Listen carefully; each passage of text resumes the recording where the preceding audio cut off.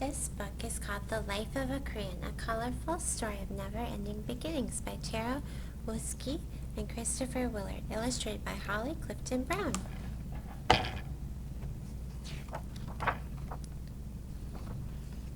Green came into the world with his whole family in a cozy box, wrapped up for the girl's birthday.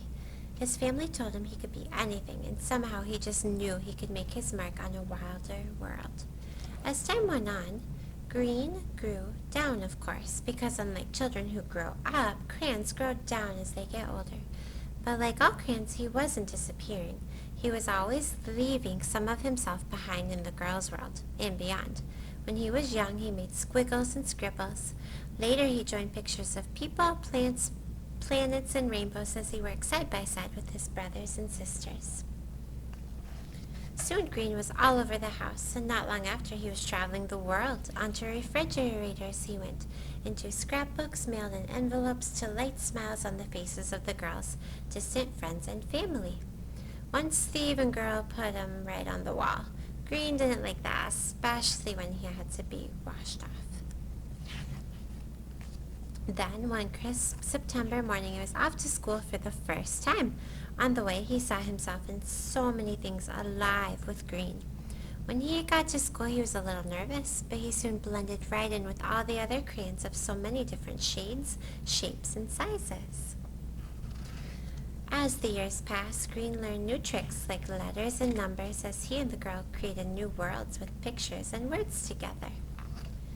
Some days were happy pictures, other days sad or mad pictures. Sometimes he worried he was making a mistake, but together with the girl, they always made something work.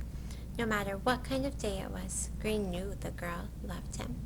There was a day when Green hadn't wanted to be part of a sunset, but he wasn't picked, so he just made his own little path. Time passed and he grew down a little each year. Autumn was warm colors like red and orange, and Green was lonely and bored back in the box. He would get a little busy around the holidays, then wait patiently through the rest of the winter. But soon it would be spring and summer, and Green was everywhere again. The girl grew up, and Green grew down even more. He spent more time in new and different boxes, part of new creations. By now, even his wrapper, which had begun to tear, was lost completely. But even in a different box and without a label, he knew what kind of green he was, and so did the girl. Eventually, Green grew all the way down, smaller than the girl's pinky fingernail. He was too grown down now to make a new picture, but that was okay. Green made his mark, sometimes alone and sometimes with friends. He was still there in all those stories and pictures. He was still everywhere. Green was happy now to rest in the art box with family and friends as the girl explored the world they once dreamed of and drew together. His family told him he could be anything, and in fact he was part of everything. And then one day the girl came back, with her own boy this time. They found Green in her old art box, and she thought about all they created. Old crayons never disappear completely. There is always a little more they can leave behind.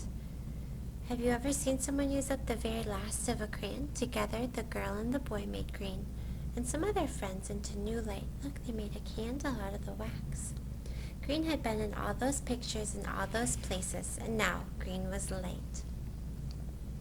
Just as his color lit up all those pictures and stories, places and faces over the years, now he lit the world in a new way. Look, he drew a dragon. That was called The Life of a Crayon.